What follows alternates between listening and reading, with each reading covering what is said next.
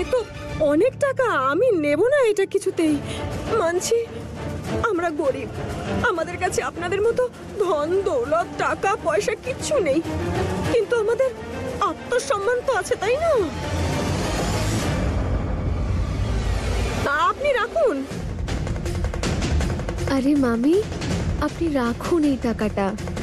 আমি চাই না যে ফুলের এটা মনে হোক আমাদের পরিবার ওকে দয়া করছে। আপনি ওকে এই টাকাটা দিয়ে দেবেন, সেই জন্যই তো আমি আপনাকে এই টাকাটা দিচ্ছি। আপনি রেখে দিন এই টাকাটা। না, আপনি রাখুন। আমার তো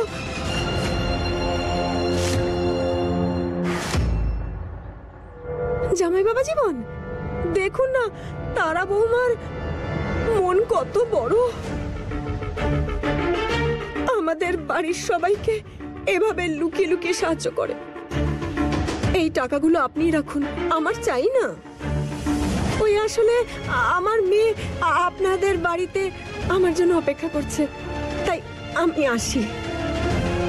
হ্যাঁ, আপনি রাখুন এটা।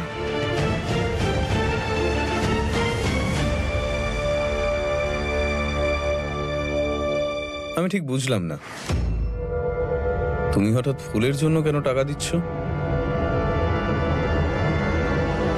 শোভন, আজকে তো তুমি দেখলে কিভাবে ছোট মা ফুলের মায়ের চিকিৎসার জন্য কত উল্টোপাল্টা বলছিলেন।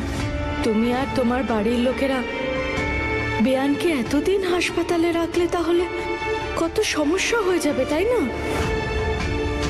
এমনিতেই হাসপাতালের যা খরচ, আমার মতে ওনাকে বাড়িতে নিয়ে চলে এসো।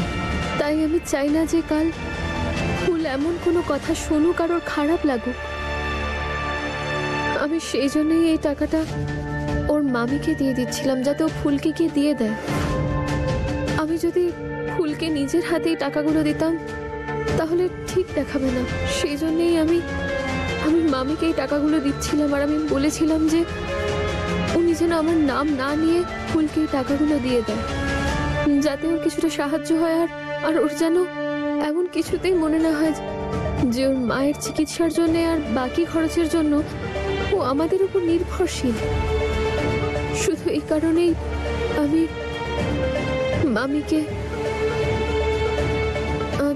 শোভন, আমাদের এখন যাওয়া উচিত, চলো না যাই। আমি এখানে ফুলের মাকে দেখতে এসেছি, আমি তোমায় দেখে দাঁড়িয়ে গেলাম। আমি দেখা করে আসি, তুমি এগো। ঠিক আছে।